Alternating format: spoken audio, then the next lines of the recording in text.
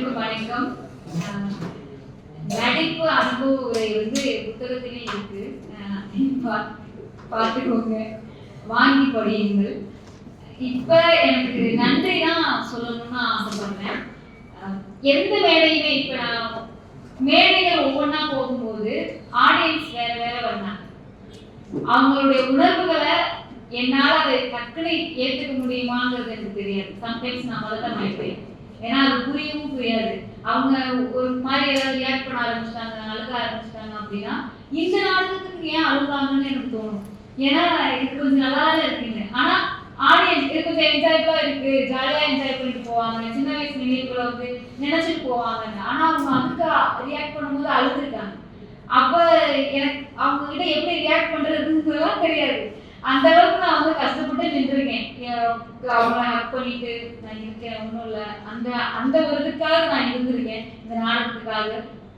So ரொம்ப நன்றி, இனியும் நன்றி சொல்லிக்கிறேன். நான் இந்த நாடகத்துல நடிக்கிறதுக்கு எனக்கு தேர்வு செஞ்ச வசந்தன் அவர்களுக்கும் நன்றி சொல்லிக்கிறேன். அவர் தான் ரொம்ப கஷ்டப்பட்டிருக்காரு இது நீங்க ப்ராக்டிஸ் கொடுக்கறதுக்கு. ஏன்னா நான் சொன்ன பிச்சை கேட்கல, அவர் ரொம்ப கஷ்டப்பட்டு நடிச்சிடலாம்னு சொல்லி என்னை ஃபர்ஸ்ட் ரிஹர்சலுக்கு உள்ள அந்த அனுபவம் தான் பயங்கரமான அனுபவம். அடுத்து வசந்தன் பேசினாதான் தெரியும். ஸோ அவருக்கு ரொம்ப நான் நன்றி சொல்லிக்கிறேன். நாடகத்துல எனக்கு சின்ன வயசுல இருந்து ஸ்கூல் ட்ராமாலாம் பண்ணியிருக்கேன். காலேஜ்ல தான் நான் நாடகத்தை ஒரு உறுதியா நாடகமா இப்படிதான் இருக்கும், காம்படிஷன் போயிட்டு பிரைஸ் வாங்கினது, இது எல்லாமே ஃபர்ஸ்ட் என்னை நாடகத்துக்குள்ள சேர்த்தது எழிலரசன் ஐயா தான். அவங்க பயங்கரமான ஒரு பெரிய ஆளு காலேஜ்ல. ஐயானாலே ஒரு பெரிய ஆளு. ரொம்ப நன்றி ஐயா. அதுக்கப்புறம் என்னை எல்லாருமே கலாய்ச்சிக்கிட்டு அடுத்த ஒரு நாடக ஆசிரியர் வந்தவங்க ராஜேந்திரன் ஐயா. அவருக்கு என்னை நடிக்கையாங்கிற டவுட் தான் இருந்திருக்கேன், பார்த்தா ஐயாவுக்கே இருந்திருக்கும். ஸோ இவங்க எல்லாரும் இப்போ நாங்கள் ஒரு நாடகம் நடிக்கிறோம் பார்க்குறாங்க, இந்த அளவுக்கு வந்திருக்கோங்கிறத நினச்சி நான் ரொம்ப நன்றி உணர்வோடு தான் இருக்கேன் இந்த இடத்துல. ரொம்ப ஹாப்பியாகவும் இருக்கேன். இன்னொன்று சொல்லணும்னா, நாடகம் நடிக்கிறத தாண்டி வர ஆடியன்ஸ் இடத்துல கம்மியாகிடுவாங்க. அந்த மாதிரி சம்டைம்ஸ் ரொம்ப நேரம் வெயிட்லாம் பண்ணிடுவோம்.